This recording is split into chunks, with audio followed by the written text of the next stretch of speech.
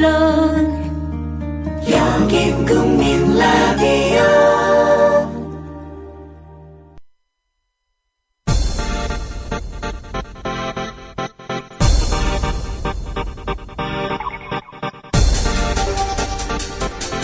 국민 라디오 아침 시사 프로그램 조상훈의 뉴스바.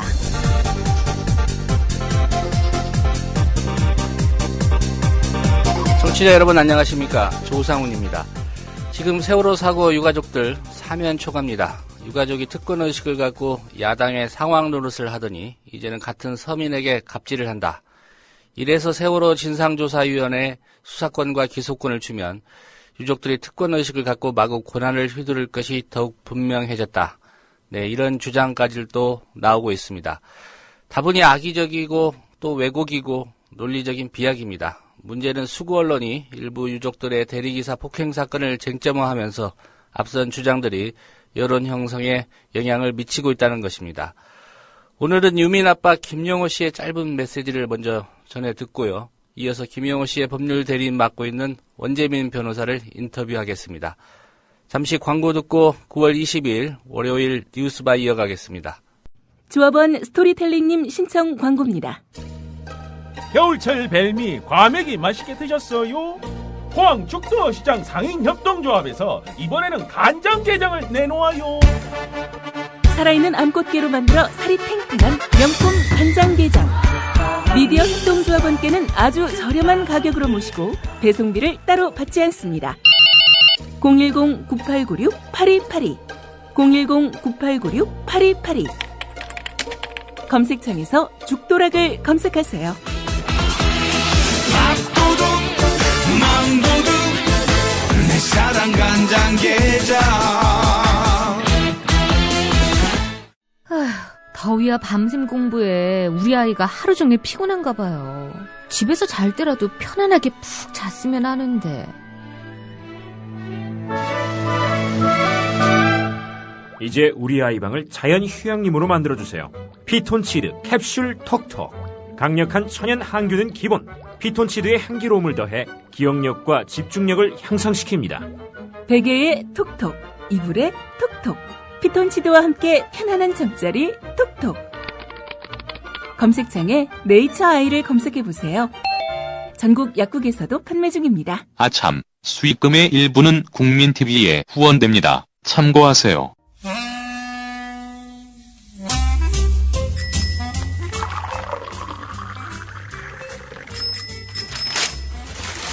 아침 신문 귀로 읽으세요. 김용민의 조간 브리핑. 네, 9월 22일자 조간신문에 난 주요 기사 먼저 살펴보겠습니다. 김용민 PD의 조간 브리핑입니다. 안녕하십니까? 네, 안녕하십니까? 예, 한겨레 구면인가요? 예. 연탄 얘기가 나왔습니다. 예, 서민 경제의 주름살이 깊어지면서 연탄 수요가 다시 증가한 것으로 나타났습니다. 복지재단인 밥상공동체 복지재단 서울연탄은행이 지난 5월부터 8월까지 조사해서 발표한 2014년 연탄 사용 가구 조사와 대책. 이것을 보면은 2011년 15만 7,700여 가구로 집계된 연탄 사용 가구가 올해 6.8% 늘었다고 합니다. 사실 2006년에 27만 100여 가구로 최고치를 기록했었는데 이후에 감소세를 보였어요. 그러다가 올해 조사에서 다시 증가세로 돌아선 겁니다. 연탄을 쓰는 3분의 1 이상은 기초생활 수급 가구입니다.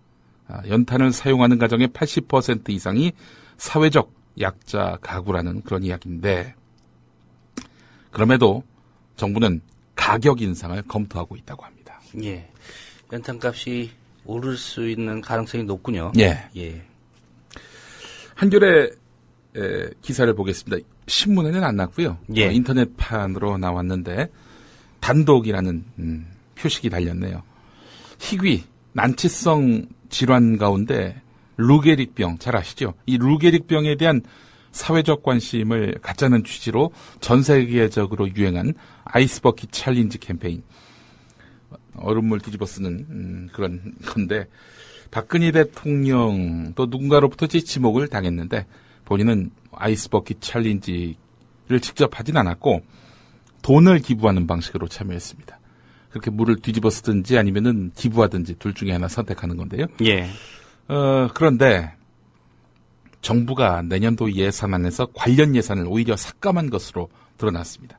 새정치민주연합 김용익 의원이 보건복지부로부터 받은 자료를 보면은 정부는 루게릭병 같은 희귀 난치성 유전 질환자 의료비 지원 내년도 예산을 올해보다 30억 줄인 267억으로 편성했다고 합니다. 이 사업은 박근혜 정부 들어와서 계속 줄어들고 있다고 하는데 말이죠. 박근혜 대통령은 겉으로는 희귀 난치성 질환자를 위하는 것처럼 이렇게 아이스버킷 챌린지 캠페인에 동참해 놓고는 뒤로는 오히려 관련 예산을 삭감했다는 겁니다. 예. 박근혜 대통령이 낸 돈이 30억 원은 아니죠. 아니겠죠. 내가 이 돈 냈으니까 이만큼 줄여도 된다. 뭐 예. 그러지는 않았을 것 같고요. 뭐 확인이 안 됩니다. 얼마를 내셨는지. 대통령이 통상 뭐 어디다 기부할 때는 금일봉 이렇게 표시하지 않습니까? 예. 30억 정도면은 뭐 어마어마한데 말이죠. 예. 경향신문 일면으로 가보겠습니다. 국가 채무 가운데 세금으로 갚아야 하는 채무가 있습니다. 바로 적자성 국가 채무입니다. 통상 국가 채무는 금융성 채무와 적자성 채무로 구분되는데요. 금융성 채무는 융자금이나 외화 자산 같은 채무에 대응하는 자산이 있기 때문에 돌려주기 위해서 별도의 돈을 따로 마련하지 않아도 되는 그런 채무를 말합니다. 예. 하지만 적자성 채무는 대응할 자산이 없기 때문에 갚을 자산이 없기 때문에 국민 세금으로 갚아야 하는 거지요. 현재 세대가 상환하지 못하면은 미래 세대가 갚아야 합니다. 자, 이런 적자성 국가 채무가 내년 사상 처음으로 300조를 넘어설 것으로 보인다는 겁니다. 예. 올해 282조 7천억을 기록할 것으로 보이는 적자성 국가 채무, 2015년에 300조를 넘어서고요. 2016년에는 349조 6천억, 2017년에는 378조 6천억, 그리고 2018년에는 400조 2천억에 달할 것으로 전망됐다는 겁니다. 지난해 정부 전망보다 더 빠른 속도로 악화되고 있는 겁니다. 하지만 정부는 다른 나라보다 양호하다 이렇게 진단하고 있습니다. 예. 2017년에 대선이 있고 2018년에 이제 정권이 바뀌는데, 네. 예, 바뀌는 정권이 어쨌든 이 적자성 국가 채무를 400조를 네. 또 안게 되는 셈이 되는군요. 다 뒤집어 쓰게 되는 거죠. 예. 예. 서로 다 대통령 안 하려고 하는 거 아닌지 모르겠습니다. 자, 서울신문에 또 관련 기사가 있습니다. 근데 정부가요, 경기 부양을 구실로 공공기관의 빚을 늘려서 묻지마 투자를 단행할 계획이라서 논란이 됩니다. 빚을 늘려가지고 투자를 한다. 지금 이 시점에. 2018년이면은 400조가 되는데. 관련 기사가 이면에 있습니다. 공공기관 부채를 종잣돈 삼아서 투자를 늘릴 계획이란 건데요. 사실 기획재정부가 국회에 제출할 2014-2018 공공기관 중장기 재무관리 계획에 따르면 공공기관 부채는 올해 511조에서 2016년 526조로 15조 증가한다 이렇게 밝혔습니다. 자, 그런데 지난 4월에는요. 11조가 늘어난다고 제시했습니다. 몇 달 안 지났는데 11조가 15조가 된 겁니다. 예. 당초 계획보다도 4조가 불어난 건데 이거는 공공기관 운영기조가 부채 관리에서 투자 동료로 바뀌었기 때문입니다. 뭐 뒷감당 이런 거 신경 쓰지 말고 우선 경제가 살아나야 하니 투자나 열심히 하자. 지금 그런 거죠.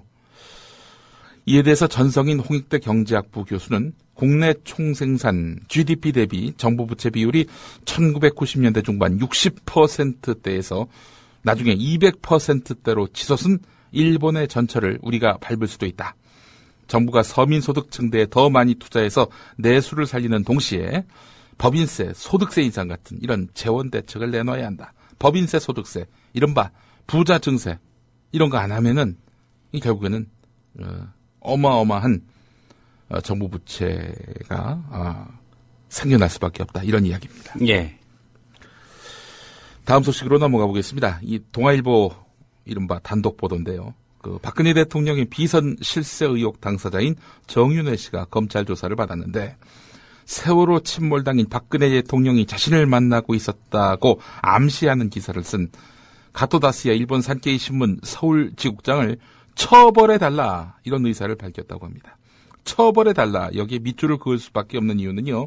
이 사건이 명예훼손 사건 아닙니까? 예. 명예훼손죄는 피해자가 가해자의 처벌을 원하지 않는다고 밝히면 처벌할 수 없는 반의사불벌죄입니다.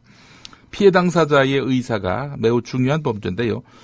청와대는 산깨이가 입에 담기도 부끄러운 것을 기사로 썼으며 엄정하게 끝까지 책임을 묻겠다. 또 이렇게 밝혔단 말이죠. 자, 청와대와 정윤회 씨 모두 현재 이 산깨이 서울지국장에 대한 처벌 의사를 분명히 했기 때문에 처벌로 갈 가능성이 높아 보입니다. 그러나 예. 정말 처벌한다면 어떻게 될까요? 후폭풍, 역효과 이거 예상할 필요가 없는 문제입니까? 자, 다음 소식으로 가보겠습니다. 경향신문 3면 기사입니다. 새정치민주연합 문희상 비상대책위원장이 세월호 유가족 유민아빠 김영우 씨에게 전화를 걸어서 여야 협상과 관련해서 도와달라 이렇게 당부했습니다. 한편 김영우 씨는 박영선 원내대표와는 다르게 문희상 위원장은 사실상 당선되자마자 나에게 전화를 했다. 그만큼 우리 의사를 여당에 같이 표명하겠다는 뜻 아니냐라면서 기대감을 표시했는데요. 김영우 씨는 문희상 위원장이 수사 기소권을 진상조사위원회에 부여하는 방안에 대해서 회의적인 입장을 보였죠. 이에 대해서 수사 기소권을 우리가 포기하게 될 경우 거기에 준하는 법안이 반드시 있어야 한다 이렇게 말을 했습니다. 진상조사위에 수사 기소권 부여를 유일한 안으로 제시했던 유족의 입장이 다소 완화된 것 아니냐 이렇게 풀이된다라고 경향신문이 보도하고 있는데요. 예. 자, 근데 동아일보는 또 맥락이 달라 보여요. 제목만 보면 말입니다. 문희상 위원장이 세월호 특별법 처리와 관련해서는 수사권, 기소권 포기 이야기를 한 적이 없다 이렇게 말했다는 겁니다. 예. 포기한다는 말을 한 적은 없습니다. 없었죠. 예. 예. 유족에게 양보를 도출해내겠다 이런 말은 있었지만은 수사권, 기소권 아예 언급조차 안 했습니다. 예. 그 텍스트만 보면은 문희상 위원장 말이 맞습니다. 자, 그렇다면 정말 수사권, 기소권 이것이 포함된 진상조사기구 출범 이런 세월호 유족들의 요구안을 받아들이겠다. 반드시 정부 여당을 상대로 해서 관철해내겠다. 이런 이야기일까? 그건 아닌 것 같습니다. 예. 나중에 그러겠죠. 그 얘기도 한 적은 없다. 예. 세월호 유가족의 동의 내지는 양해와 대통령의 가이드라인이 조금씩 극복된다면 된다고 본다. 이렇게 말했다는 겁니다. 협상 과정에서 수사권, 기소권 우리가 양보할 수 있다. 이렇게 입장을 밝힌 것입니다. 예. 참 여당이 무서운가 봐요. 여당이 끝까지 반대하면 결국 백기를 드는 그런 수순을 그동안 쭉 보여오지 않았습니까? 자, 여당이 큰 벽으로 보이는 모양인데 대한민국 정부는 또 일본 정부가 큰 벽으로 보이는 모양입니다. 이 기사를 소개해드리죠. 경향신문 6면에 실린 기사인데요. 위안부 먼저 해결. 이렇게 그동안 우리 정부가 주장해오지 않았습니까? 근데 이것을 내려놓는 정부다. 제목이 이렇습니다. 여전히 청와대는 위안부 문제의 진전이 중요하다는 입장을 유지하고 있는 것으로 보이지만은 무게감은 예전 같지 않다는 겁니다. 이미 한일 양국 사이에는 다양한 레벨의 외교 접촉이 줄줄이 잡혀 있습니다. 이번 주 유엔 총회에서 우리 외교부 장관이 일본 외상을 만날 가능성이 높고요. 다음 달 초에는 박근혜 정부 들어서 처음으로 한일 차관급 전략 대화가 열리게 됩니다. 하지만 일본 정치권과 극우 단체들은 요지부동입니다. 최근에 아사히 신문의 위안부 관련한 일부 기사 취소 사태 이후에 아예 위안부를 동원하는 과정에서 강제성이 없었다. 이렇게 목소리를 높이고 있습니다. 위안부 문제에 대한 일본의 태도가 어느 때보다도 강경해진 지금 우리 정부는 이런 일본에 대칭돼서 너희들 그런 식으로 나와봐. 우리가 가만히 있을 것 같아. 이래야 되는데 거꾸로 한일 관계 개선을 위해서 애를 쓰고 있단 말이죠. 그렇다면 지금까지의 대일 외교가 전략적으로 실패였음을 인정하는 것 아니냐? 이런 얘기가 가능합니다. 예. 한일 관계에 정통한 외교 소식통은 지금 같은 분위기라면 자칫 위안부 문제를 어설프게 타협할 가능성도 있다. 이러면서 우려를 표시했습니다. 경향신문 또 보겠습니다. 14면 기사인데요. 정부와 한국수력 원자력이 원자력 발전소 비리 전력자에게 한국수력원자력 납품업체 성적서 위조 변조 관리 감독 업무를 맡긴 것으로 확인됐다는 보도입니다. 특히 한 직원은 과거 서류를 위조했다가 적발된 적이 있지만 최근까지 서류 위조 여부를 확인하는 업무를 하고 있었다고 합니다. 완전 고양이한테 생선을 맡긴 거 아닙니까? 예. 기본적인 신뢰가 안 돼 있는 사람한테 국민의 생명과 재산, 이런 안전에 관한 매우 중요한 그런 관리 감독 업무를 맡겼다는 거 아니에요. 정부는 원전 품질 서류 위조 사건 재발을 막기 위해서 제3기관의 품질 서류 재검증 제도를 지난해 10월에 도입했는데요. 국제 공개 입찰 결과 영국의 로이드사가 선정이 됐습니다. 로이드사, 그냥 통째로 들어와서 할 수는 없어서 국내 업체 3곳과 12명의 인력 지원 계약을 맺었는데 여기에 비리 인사가 있었다는 겁니다. 다수의 검증 인력이었다고 하는데 말이죠. 예. 당신들이 위변조 해봤으니까 잘 알 거 아니야? 예. 골라내봐. 이렇게 맡긴 겁니까? 그래서 사실 해커 수사를 할 때 전직 해커들을 경찰이 많이 고용하지 않습니까? 예. 그런 원리인지는 모르겠습니다. 예. 서울신문 일면으로 가보겠습니다. 경찰이 황우석 전 서울대 교수가 이끄는 민간 연구기관에다가 경찰견 복제 프로젝트를 맡기기로 한 것으로 확인됐다는 내용입니다. 경찰견 복제 프로젝트는 정부 예산 10억 원을 투입해서 1년 내에 최상급 외국 멍멍이의 체세포를 확보해서 폭발물, 마약 탐지, 이런 수색에 활용하는 특수 목적견 40마리를 복제하는 사업입니다. 자, 근데 황우석 박사 하면은 과학사에 남을 최악의 사기극의 장본인 아니냐? 그래서 정부 사업을 맡겨서는 안 된다는 의견이 있는가 하면 언제까지 과거에 얽매여서 연구 능력, 그분만 갖고 있는 그런 연구 능력을 사장시킬 것이냐? 이런 반론이 지금 맞서고 있는 형국입니다. 예. 교육에서는 특목고가 나오는데 걔는 또 특목견이 나오는군요. 예. 경찰. 예. 박근혜 정부가 지역 관광사업 육성을 위한 예산을 영남권에 몰아줬다는 지적이 나왔습니다. 지난해와 올해 상반기까지 집행된 관광진흥개발기금의 39%가 대구, 경북, 부산, 울산, 경남에 편중됐다는 얘기입니다.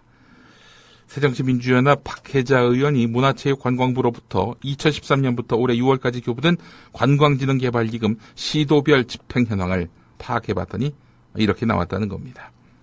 아니, 부산, 울산, 경남, 대구, 경북에다가 전체 기금의 40%를 이렇게 몰아줬다. 이건 말 그대로 몰아준 거 맞죠?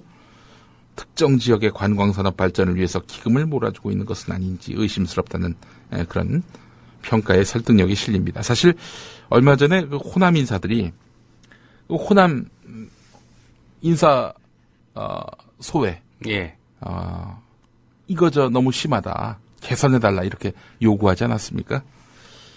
인사뿐만 아니라 이 관광진흥기금 역시 이게 영남에 쏠렸다는 그런 평가를 지울 길이 없습니다. 예. 호남에 가지 않아서가 문제가 아니라요. 예. 전체의 40% 정도, 39%니까요. 예. 대구, 경북, 부산, 경남, 울산에 편중이 됐고, 예. 호남을 제외하고 수도권, 충청, 강원 이곳에도 안 갔다는 얘기 아닙니까? 예. 적게 갔다는 얘기겠죠. 예. 자, 한겨레 기사 하나 더 보겠습니다. 특혜 이야기를 해서 연관지어서 소개해드리려고 하는데요. 중소기업의 가업 상속 공제 대상을 크게 확대했지요. 이런 정부 세제 개편안이 나왔습니다. 이게 국회에서 통과되면은 누가 이득을 볼 것인가 따져보니까 이 박근혜 대통령 동생 박지만 씨가 이렇게 크게 혜택을 입을 것 같다는 그런 내용입니다. 박지만 회장의 아들들이 뒷날 주식을 상속받을 때 수혜 대상이 될 것으로 보인다는 겁니다. 이 세제 개편안은 그 공제 대상을 넓혀서 기업의 특수관계인 지분 요건을 낮추고 상속인이 해당 기업에 2년 이상 종사해야 된다는 요건과 이긴 단독으로 상속해야 한다, 이런 요건을 폐지한 것이 특징입니다. 공교롭게도 세 가지 모두 그동안은 적용 대상이 되지 못하던 박지만 씨 아들들이 공제 혜택을 받을 수 있게 이렇게 걸림돌을 제거한 것이어서 이거죠, 맞춤형 특혜 아니냐, 이런 논란이 일 것으로 보인다는 겁니다. 가업 상속세제 개편 덕에 박지만 아들도 공제 혜택을 받게 됐다는 이 소식. 참 기가 막힙니다. 대통령을 가업으로 하는 거 아니냐. 뭐 박근혜 대통령을 둘러싸고 이런 말들이 많았는데 국가의 그 세제 혜택도 뭐 결국에는 가문을 위해서 이렇게 짜여진 거 아니냐라는 비판을 피할 길이 없을 것 같습니다. 동아일보에만 나와 있는 소식인데요. 예. 법원이 통합진보당 해산 심판 소식을 보도하면서 통합진보당 대변인 이야기만 8분 넘게 내보낸 JTBC 뉴스에 대해서 공정성을 갖추지 못했다, 이런 판단을 내렸다는 보도입니다. JTBC는 지난해 11월 5일 뉴스9에서 법무부의 통합진보당 해산 심판 청구 소식을 첫 번째 순서로 다룬 다음 김재현 통합진보당 대변인과 정당 해산 심판 청구에 비판적인 김종철 연세대 법학전문대학원 교수를 스튜디오에 출연시켜서 장시간 대담을 진행했는데요. 이에 대해서 방송통신위원회가 이 김재현 대변인 등의 출연과 대담 내용이 통합진보당 측 주장 전달에 편중돼 공정성을 잃었다면서 올해 1월에 프로그램 관계자에게 징계 그리고 경고 조치를 내렸습니다. 자, 그렇다면은 다른 종편들이 새누리당에게 유리한 또 그쪽 편에선 입장을 주로 전달하고 있지 않습니까? 그 부분에 대해서는 뭐 이렇게 어떤 입장을 가질지 한번 좀 이것도 짚어볼 일인데요. 한겨레 일면 기사를 계속해서 이어가겠습니다. 양승태 대법원장 재임 3년 동안 대법원의 획일화, 보수화 경향이 강해지고 있다는 그런 내용입니다. 예. 한겨레가 양승태 대법원장 체제에서 나온 전원합의체 판결 59건과 전임 이용훈 대법원장 시절의 전원합의체 판결 95건을 비교 분석해봤더니 소수 의견이 크게 줄었다는 겁니다. 판결 내용도 개인의 권리 구제보다는 국가의 권한 확대 쪽 비중이 커지는 것으로 나타났습니다. 개인의 권리 너무 강조하지 마라. 결국 니들도 다 국가 구성원 아니냐. 국가의 어떤 질서와 이런 체계를 확립하는 차원에서 결정된 것이니까 불만 갖지 마. 이런 식의 판결이 많이 나오고 있다는 겁니다. 이용훈 전 대법원장 시절에는 사회적 관심을 끄는 사건이 종종 전원합의체 테이블에 올라서 대법관들 사이에서 치열한 논쟁이 벌어지곤 했는데 양승태 대법원장 체제에 들어서서는 단순한 법리적 쟁점 정리에 그치는 무색무취한 판결이 줄을 이뤘다는 겁니다. 자, 왜 이렇게 됐을까? 법학자 법률가들은 대법관 구성의 획일화를 꼽았습니다. 최고 법원이 변호사, 교수, 인권단체 활동가 등 다양한 경험을 한 사람들로 채워지는 미국과는 다르게 우리나라는 법관 출신 일색 아닙니까? 게다가 예. 같은 학교, 같은 과 출신 이런 경우가 많고요. 네. 가치관마저 비슷한 사람들로만 지명되고 있다 보니 이런 획일화가 불가피하다는 겁니다. 예. 대법원장 임기가 6년이죠. 예. 이 9월이면 딱 3년을 채웠고요. 네. 3년이 더 남았군요. 네. 예. 참 머나먼 길입니다. 대법원이 이러니 하급 법원은 말할 것도 없는 거죠. 오늘 여기까지 해야 될 것 같습니다. 예. 김용민 PD의 조간 브리핑이었습니다. 잘 들었습니다. 예. 미디어 협동조합 국민TV 뉴스K 앵커 노종면입니다. 정치 권력, 재벌, 특정 지배주주로부터 오염되지 않는 언론, 국민TV가 그 실험을 해나가고 있습니다. 이런 언론이 지속 가능하다면 다른 여러 언론도 따라올 것입니다. 닻을 올린 국민TV, 순항하도록 힘을 실어주십시오.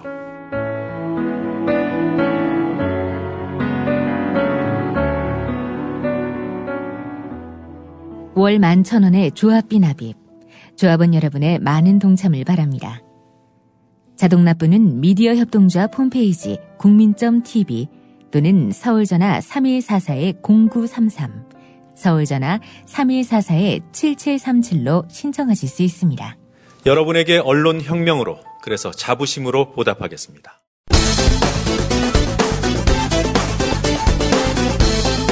네, 새정치민주연합 원내대변인 박범계입니다. 새누리당이 마침내 국회 선진화법을 무력시키기 위한 꼼수로 국회의장을 상대로 한 권한쟁의 심판 청구를 헌법재판소에 내기로 했습니다. 새누리당 스스로 반드시 필요하다고 하여 지난 18대 국회 마지막 본회의에서 통과시킨 국회 선진화법을 손보려 하거나 왜곡된 해석으로 탈법을 강행하려는 꼼수의 다름 아닙니다. 정말 위헌이라고 생각한다면 헌법소원을 제기하는 것이 정정당당한 태도이지만 지난 2년 반의 국회를 지켜준 국회 선진화법을 정면으로 부정하는 행위는 차마 하지 못했나 봅니다. 국회 선진화법 때문에 국회가 마비됐다는 김무성 새누리당 대표. 특히 입법 기능을 마비시키고 사실상 정책 실행을 방해하면서 식물국회와 식물정부를 만들므로써 국회 선진화법이라는 명칭과 달리 국회 태행을 부추기는 문제투성이의 법이자 국회 부진화법으로 확인이 되었습니다. 이 나쁜 법을 반드시 통과시키자고 했던 사람은 누구였을까요? 그 사람 역시 원내대표였던 김무성 대표. 2011년 2월 21일 다수 여당의 일방 처리가 걱정이라면 합리적인 필리버스터제를 도입하고 의장의 직권 상정 요건을 강화하는 법안을 논의해 봅시다. 우리는 이미 여당과 야당의 자리바꿈을 경험했습니다. 어려움이 무엇인지, 문제가 무엇인지 서로 너무나 잘 알고 있습니다. 그렇기 때문에 시간을 오래 끌 이유가 없습니다. 이번 임시국회에서 마무리합시다. 국민의 힘에 의해 개혁을 강요당하기 전에 우리 손으로 국회를 개혁합시다. 게다가 국회 선진화법 때문에 할 일을 못한다는 말은 황우여 직전 대표의 말로 반박할 수 있는 것. 올해 2월 4일 일부에서는 국회 선진화법으로 법안 처리가 효율성이 너무 떨어진다고 지적합니다. 일면에 옳은 말씀입니다. 그러나 살펴보니 국회 선진화법 시행 이후 박근혜 정부 첫 해인 2013년대 법률안만 676건이 의결 처리되었습니다. 역대 정권 첫 해인 매해 살펴보니 300건 정도가 처리된 데 비해서는 2배의 높은 효율성이었습니다. 폭력도 없어졌고 국회의 공복기도 따라서 없어졌습니다. 아직 난제들이 미제로 많이 남아있기는 하지만 국회 선진화법이 단순히 폭력 방지법이 아닐진데 협치의 묘미가 살아나면서 질적으로도 한 단계 높은 대타협의 결실이 나타날 것이고 이로써 국민 대통합의 길도 국회에서부터 열리게 되리라고 확신합니다.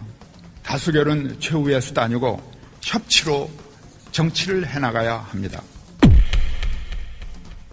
경남 창원시 의회 정례회 개회식에서 의장의 인사말이 끝나는 순간 창원시 진해구 소속 김성일 의원이 안상수 시장에게 진해도 강제로 통합시켜놓고 야구장을 뺐느냐며 계란을 던집니다. 그 안상수 시장에게 계란을 던진 김성일 창원시 의원의 인터뷰.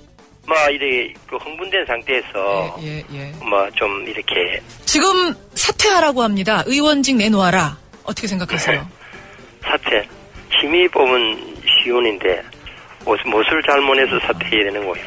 안상수 시장 여당 대표를 할 때 국회 선진화법을 거듭 강조.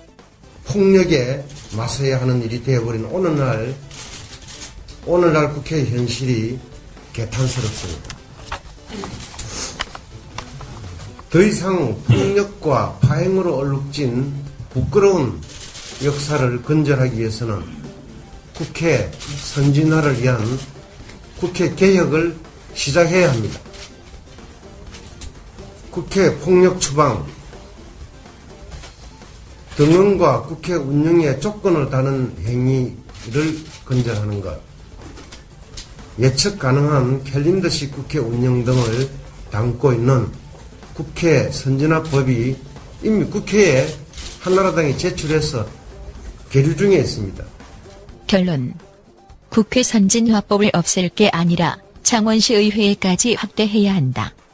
이거 아닐까?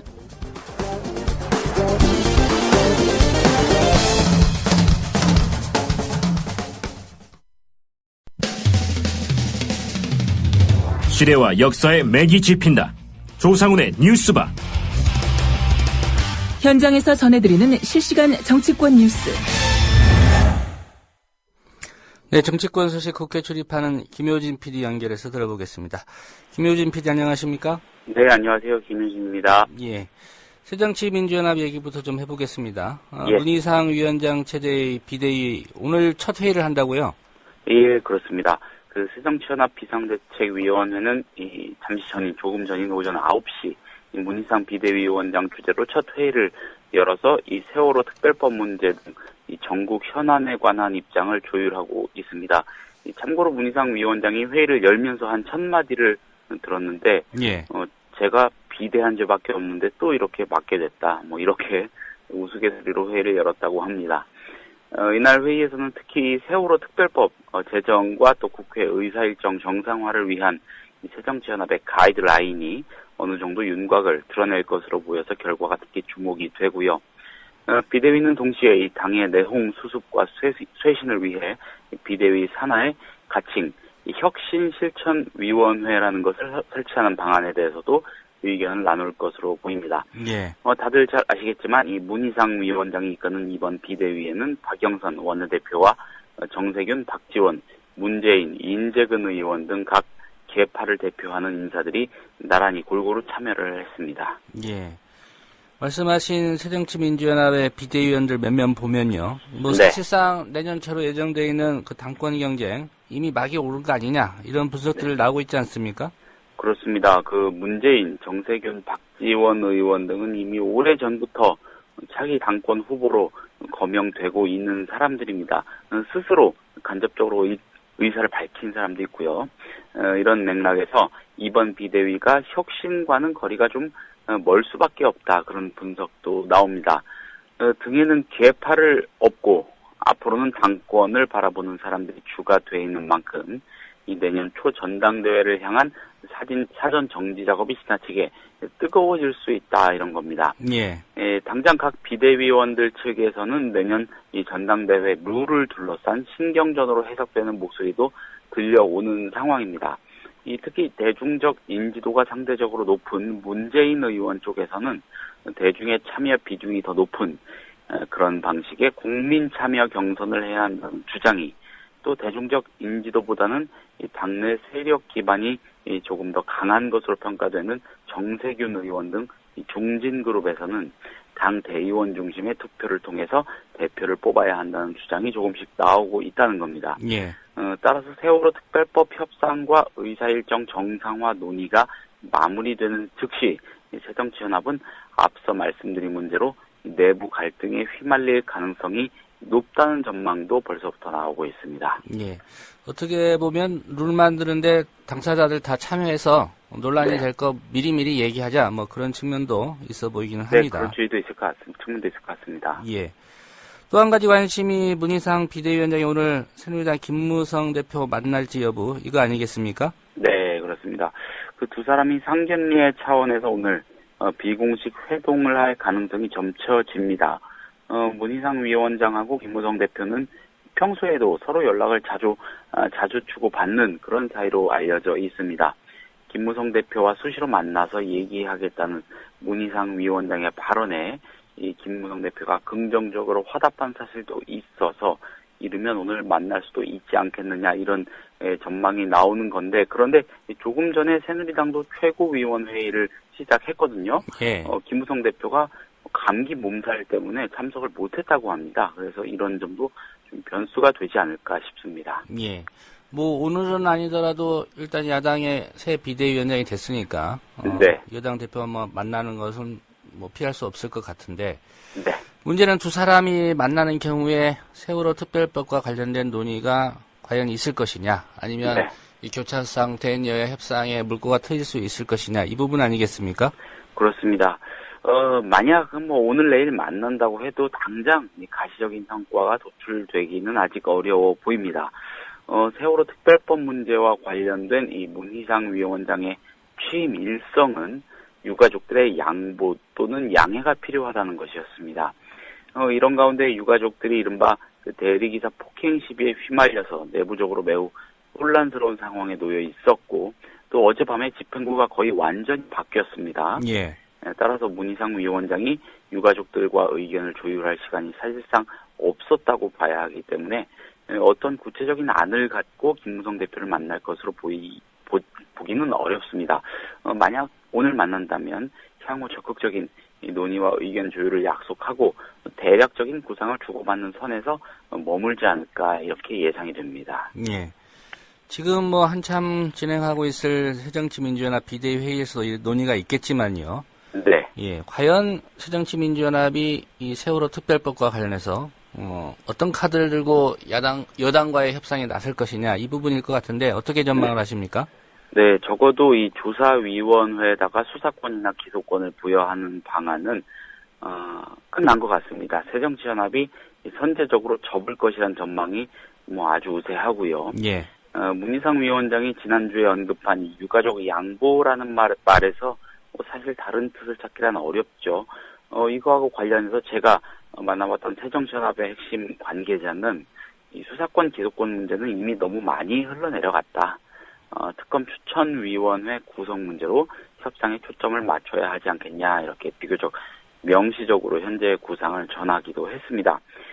그렇다면 결국 남은 쟁점은 특검 추천위원회 구성 문제입니다. 예. 참고적으로 다시 한번 설명을 좀 드리자면 특검 추천위원회는 총 7명으로 구성이 되는데 이 중에서 여야가 각각 2명, 또 법무부 차관과 법원 행정처 차장, 대한변협회장이 각각 1명씩을 세우게 됩니다.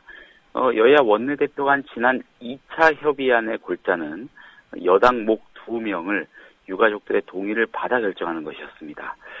여기에서 한 발 더 나아가서 아예 처음부터 유가족들이 10명 안팎의 추천위원을 새누리당에 제시하고 이 중에서 새누리당이 2명을 골라서 추천위원으로 세우는 방안이 야당 내부에서 유력하게 검토된다고 합니다. 예. 이렇게 되면 사실상 여당 추천 몫은 사라지는 셈 아니냐는 겁니다.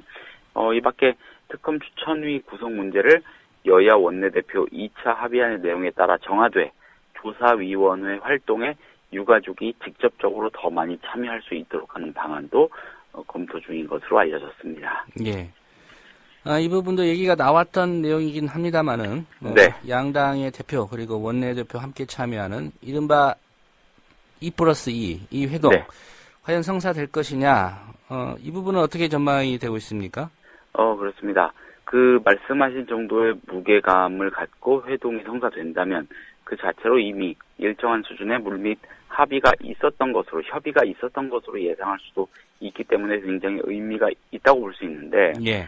만약 오늘 문희상 위원장이 김무성 대표를 만난다면 세월호 특별법과 관련해 특별한 보관을 제시하기보다는 대략의 구상을 설명한 뒤에 2+2 회동을 제안해서 동의를 얻어내는데 오히려 초점을 맞추지 않겠냐 이런 전망도 있습니다. 예. 문제는 새누리당이 이 세월호 특별법과 관련해서 어떤 입장이냐인데 새누리당의 입장이라기보다는 이미 박근혜 대통령이 가이드라인을 제시하지 않았습니까? 네. 예. 어떻게 좀 협상이 가능할 것으로 보십니까? 예, 말씀하신 대로 엄밀하게 말하면은 문제는 새누리당이 아니라 박근혜 대통령일 겁니다. 지난주 국무회의에서 박근혜 대통령이 다소 무리하게 제시한 가이드라인 얘기입니다. 박 대통령은 당시에 여야 원내대표 간 2차 합의안을 마지노선으로 제시했습니다. 문제는 새누리당 김무성 대표가 박 대통령의 가이드라인을 어느 정도 허물 수 있겠느냐 이런 겁니다. 만약 김무성 대표가 박 대통령의 가이드라인을 고수한다면 협상은 다시 교착 상태에 접어들 수밖에 없습니다. 현재로서는 김무성 대표가 논의를 특검 추천위원회 구성 문제에 국한시키는 것을 전제로 그 안에서 플러스 알파를 허용할 것으로 보인다는 전망이 우세합니다. 예. 만약 수사권과 기소권 논의가 배제된 상태에서도 협상에 진척이 없으면 새누리당의 책임론이 더 커질 수 있음은 물론이고 또 김무성 대표가 청와대의 의중을 떠받드는 일에 몰두할 것으로 사실 보이지도 않기 때문입니다. 김무성 대표가 사회적 갈등의 당사자들을 직접 만나서 전격적으로 중재에 성공하는 모습을 종종 보여왔고 또 이런 걸 좋아하는 기질이 있는 그런 대표라는 점도 앞서 말씀드린 전망에 무게를 실어줍니다. 예. 국회 상황 좀 진단해 보겠습니다. 오늘이 네. 22일입니다만은 이미 새누리당 26일부터 본회의 단독 개최하겠다 이렇게 네. 선언한 상태인데 이 입장 계속 유지할 것으로 보십니까? 네, 그렇습니다. 그 문희상 위원장하고 김무성 대표 사이에 훈풍이 다소 감지되는 것과 별개로 새누리당은 여전히 의사일정 강행을 외치며 단독국회 내지는 반쪽국회 운영체비에 속도를 내고 있습니다. 오늘 오전에 새누리당이 의원 총회를 엽니다. 이 총을 열어서 이런 계획을 확정하고 행동에 나서겠다는 건데 새누리당은 일단 오늘 의총에서 90여 개 비쟁점 법안, 새누리당은 이것을 민생법안이라고 주장합니다. 예. 아무튼 이 비쟁점 법안 그리고 국정감사 일정 등 정기국회 정상화 방안을 구체적으로 논의한다 이런 방침입니다. 이완구 원내대표가 앞서 의원들에게 이 의총 소집 공고를 하는 과정에서 이런 내용을 이미 전달한 것으로 알려졌고요. 새누리당은 이미 예고한 대로 상임위원회도 단독으로 개최할 방침입니다. 그 일례로 국회 교육문화체육관광위원회 소속 새누리당 의원들은 최근 새정치연합 서른 위원장에게 위원회 전체 회의 개회를 요구했으나 서른 위원장이 이를 거절하자 국회 사무처에 소집 요구서를 단독으로 제출했습니다. 새누리당은 아울러서 지난주부터 이어온 상임위별 당정협, 또 당정 간담회 등을 이번 주에도 이어간다 이런 방침입니다. 예. 오늘 소식 잘 들었습니다. 네, 감사합니다. 예, 지금까지 정치권 소식 국회 출입하는 김효진 PD였습니다. 지금 여러분께서는 국민라디오 조상훈의 뉴스바와 함께하고 계십니다. 오늘 초대석에서 세월호 유족이죠. 유민 아빠 김영호 씨와의 인터뷰를 계획했었습니다. 하지만 여러 사정을 이유로 김영호 씨가 어젯밤 인터뷰를 사양했습니다. 대신 저희에게 2분 정도의 메시지를 남겨주셨습니다. 우선 그 메시지를 듣고 유민 아빠 김영호 씨의 법률 대리인 맡고 있는 원재민 변호사를 이어서 인터뷰하도록 하겠습니다. 지금 폭력 사건으로 인해서 좀 저희가 시끌시끌한데 국민 여러분께 일단 이후에 어떻게 됐건 간에 폭력 사건을 행사한 데 대해 제가 변명의 여지가 없다고 생각합니다. 애초에 술을 마시고 폭력을 행사한 자체가 잘못된 행동이기 때문에 같은 유가족으로서 무리를 일으킨 점 진심으로 죄송하고요. 그다음에 어제 문희상 신임 새정치 민주연합 비대위원께서 유가족 동의가 아닌 양해를 얻는 선에서 세월호 특별 문제를 해결했다고 말씀을 하셨는데 그 부분에 대해서는 박영선 원내대표가 유가족과 상의하지 않고 8월에 일방적인 협상을 해서 세월호 특별법 문제가 이렇게 더 꼬이게 되었습니다. 문희상 비상대책위원께서는 박영선 원내대표 절차를 밟지 않고 유가족과 충분히 대화하여 진상규명을 위한 특별법 제정을 하루빨리 해결해 주시고 민생 법안을 처리해서 국민들이 더 이상 우리 세월호 유가족 때문에 경제가 안 좋아진다는 소리에 안 듣게 좀 해주셨으면 진심으로 감사드리겠고요. 폭력 사건으로 인해서 유가족 전체가 폭력권으로 지금 몰리고 욕을 먹고 있습니다. 그래서 제가 단식을 할 때보다 지금 심정이 너무 힘들고 너무 답답합니다. 죄송하고요. 저희 유가족 전체의 일이 아닌데 저희 어머니, 아버님들 너무 힘들어하고 있습니다. 이 일로 인해서. 그렇지 않아도 너무 힘든 상황인데 저희 유가족 다른 분들 좀 이해 좀 해주시고 진심으로 다시 한번 무리를 일으킨 점 사과드리겠습니다. 여러분께서는 지금 국민일보 해직기자 조상훈이 진행하는 국민라디오 아침 시사 프로그램 조상훈의 뉴스바를 듣고 계십니다.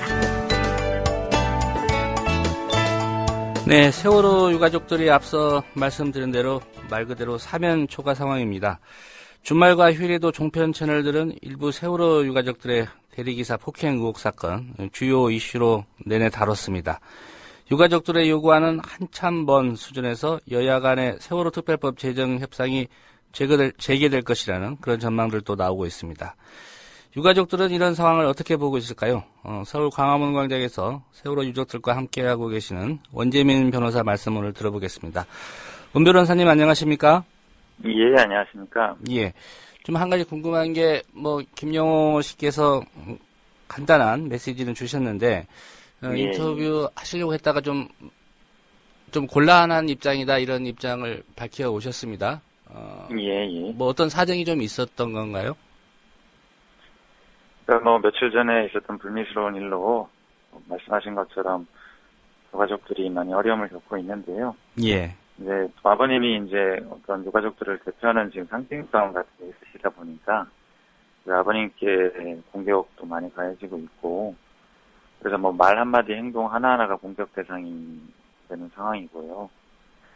그래서 아버님이 스트레스 되게 많이 받고 계세요. 지금 예. 단식 끝나고 이제 복식하면서 이제 몸무게를 점점 회복해야 되는데, 어제 같은 경우는 너무 스트레스를 받으셔가지고 오히려 몸무게가 한 0.5kg 빠질 정도 그런 상황이셨고요. 그래서 지금 조심하셔야 된다는 생각 때문에 그래서 인터뷰를 지금 안 하시겠다고 하시게 된 것 같습니다. 예. 뭐 주말에도 여전히 그쪽 지키고 계셨을 것 같은데 다른 가족분들은 지금 어떻게 지내고 계십니까? 다른 가족분들도 걱정이 많으시죠. 정말 이 진상규명 특별법 제정 위해서 굉장히 힘을 내려고 하고 계셨고, 오랫동안 싸우셨기 때문에 지치고 힘든 상황에 있었지만 그래도 더 힘을 내서 결과를 이루어내자 이렇게 하고 있었는데, 예. 갑자기 이런 일로 인해 가지고 공격을 받으시니까 사실 본질과도 상관없는 얘기인데요. 그래서 진상규명 특별법 주장하는 부분에 힘이 빠져버릴까봐 걱정을 많이 하십니다. 예. 어쨌든 그 일로 인해서 어제 가족대책위원회 임원진이 새로 선출이 됐습니다. 예. 임원진 모두 9분이 계시는데 그중에 이제 7명이 새로 선출됐고요. 2분은 유경근 대변인 포함해서 이제 유임이 됐습니다. 예. 뭐 이번 일을 계기로 해서 유가족들의 입장이 바뀌었다, 그렇게 볼 수는 없겠지요? 예, 그렇습니다. 그거는 변함이 없고요. 어쨌든 뭐 불미스러운 일에 대해서 책임을 지고 이제 새로 집행부를 구성을 해서 이제 다시 잘 해야겠다 이런 차원일 뿐이고요. 그리고 뭐 그때 뭐 유민 아버님도 임원으로 추천이 됐었는데, 예. 지금 뭐 자신의 일거일투족이 공격의 대상이 되고 있어서 뭐 심지어 뭐 너 위원장 하려고 이렇게 나대는 거 아니냐 뭐 이런 말, 그런 악플까지 공격까지 받았거든요. 예. 그래서 혹시라도 가족들한테 누가 될까봐 이걸 사양을 하셨죠. 예. 예. 그 특별히 유임되신 분들은 그 유가족들 전체의 판단이었을 것 같은데 어떤 판단을 하신 거죠? 유가족들께서? 그러니까 이제 전체 총회를 통해서 후보 추천을 받아가지고 이제 그 추천된 후보들에 대해서 이제 투표를 한 것인데요. 기존에 일하셨던 분들에 대해서 다시 압도적으로 이제 지지가 있었고요. 예. 그 뜻은 이제 계속 지금까지 했던 것처럼 이제 싸워달라라는 그런 뜻인 것 같습니다. 예. 저도 주말에 뭐 다른 언론 보도 좀 보면서 여러 가지 좀 생각이 들었습니다만, 그 일부 유가족과 이제 대리기사와의 충돌, 이 수구 언론들 좀 집요하다 싶을 정도로 이 문제를 물고 늘어지고 있습니다. 예. 뭐 우리가 보도할 만한 가치가 있으니까 보도한다, 뭐 이렇게 말하면 할 말은 없겠습니다만은, 유가족들은 이 상황에 대해서는 어떻게 보고 계십니까? 뭐 유가족들 입장은 뭐 말씀을 드렸고요. 조금 전에 걱정하고 있는 것. 예. 그리고 이제 느끼는 건 그런 거죠. 지금 이 문제에 대해서 그렇게 집요하게 보도하듯이 3사 때 보도를 해줬으면은 유가족들이 이만큼 불신을 갖지 않았을 것이죠. 않게 됐을 것이죠.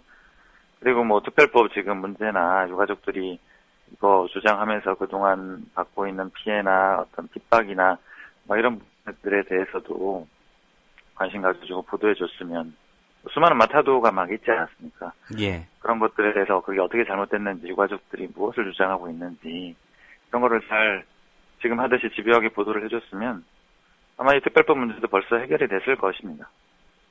예. 그래서 유가족분들 다 정말 평범한 분들이고, 근데 난데없이 처참한 피해를 당하셔가지고 자식 잃은 부모가 정상적인 삶을 살 수가 없잖아요.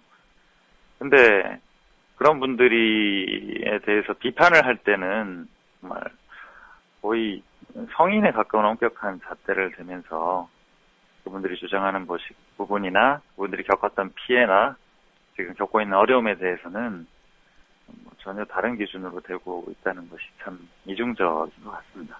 예. 한 가지 좀 이해가 되지 않는 부분이요. 뭐 지난 주말이었던가요? 그러니까 한 일주일 전 지났죠. 일부 그 보수단체 커뮤니티 그 사이트 회원들이요. 와서 초코바도 나눠주고 그러지 않았습니까? 예. 예. 이런 보도들을 또 그 이른바 수구 언론들은 하지는 않죠. 뭐 제가 보도를 뭐 다 확인한 건 아니어서 모르겠는데 뭐 별로 보도가 안 됐죠. 그렇게 뭐 관심을 안 가져주고 그랬던 걸로 보입니다. 예. 예. 얼마 전에 나온 얘기입니다. 그 유족 일부가 그 일베 회원들에게 그 일베 회원을 폭행했다. 이런 보도가 있었는데 이게 사실입니까? 뭐 당시 참 많은 공격과 조롱과 도발이 있었어요. 예. 많은 일베 사람들이 와가지고 이제 술도 가지고 오고 맥주, 치킨 이런 것들 가지고 와서 광화문 그 농성장을 막 헤집고 다니면서 막 비웃고 조롱하고 그런 일들이 있었고 그만 하지 마라. 좋게 얘기를 해도 듣지 않고 계속 그렇게 하는 거예요. 예.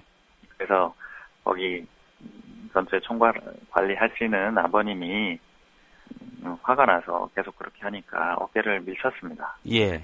그게 뭐 폭행인 것처럼 또 얘기가 되고 또 그거 가지고 경찰에 신고하고 엄하게 처벌해 달라 뭐 이렇게 하고 그런 일들이 있었고요. 예. 사실 뭐 그만큼 참으신 게 대단한 거죠. 뭐 심지어 애 죽어서 되는 게 없냐 이런 말을 하는 경우도 있었는데, 네, 그렇습니다. 예. 그러면 이 부분은 그 폭행을 당했다고 주장하는 그 일베 회원이 경찰에 지금 고소를 해서 수사가 진행 중인 그런 상태인가요? 예. 입건이 돼서 진행이 되고 있는 상태입니다. 예. 뭐 가족들 입장 충분히 옆에서 보고 계시니까 광화문 광장에 계시다 보면 여러 가지 좀 생각이 드실 것 같습니다. 예. 어떠십니까? 이런 광경 다 보셨을 텐데. 예. 뭐 사실 많은 피해를 보고 있거든요. 별의별 사람들이 다 침입해서 공격하고 어떨 때는 막 유가족분이 아버님이 괴한에게 목이 졸린 그런 폭행을 당한 일도 있었고요. 예. 또 뭐 어버이 연합 같은 노인에게 뭐 멱살이 잡히거나 뭐 머리를 폭행당하거나 그런 일들이 있었습니다. 근데 뭐 유가족들이 피해 당하는 거는 뭐 당연한 거고 뭐 언론에 보도도 안 되고. 근데 유가족들은 뭐 하나만 실수해도 언론에 막 나오고 뭐 이런 상황이니까 참 안타깝죠. 너무 마음이 아프죠. 그래서 더 참 조심하시고 그렇게 지내고 계십니다. 예. 세월호 특별법과 관련해서 한두 가지만 좀 여쭤보도록 하겠습니다. 문희상 비대위원장이 그 새정치민주연합 새로 이끌게 되면서 여러 이야기가 있었습니다. 어제는 이제 유민 아빠 김용호 씨하고 통화도 했다 이런 보도까지 나왔는데요. 예. 이게 또 자칫 뭐 유족들의 입장 변화 아니냐 이런 언론 보도도 있는데 이런 얘기가 있었습니다. 수사 기소권을 우리가 포기하게 될 경우 거기에 준하는 법안이 반드시 있어야 한다. 이거 어떻게 받아들여야 되는지요? 네, 사실 이게 권한을 주냐 마냐 이전에 그 유가족들의 진상규명에 대한 절박한 심정을 잘 헤아리는 게 필요했다고 봅니다. 정치권에서 얘기를 할 때요. 예. 어떻게 하면 진상규명을 잘할 수 있냐 이것이 기준이 되어야 했고요. 그래서 유가족들은 진상규명을 위한 방법으로 대한변협이 마련한 법안 수사권 기소권을 제시를 한 것이었고요.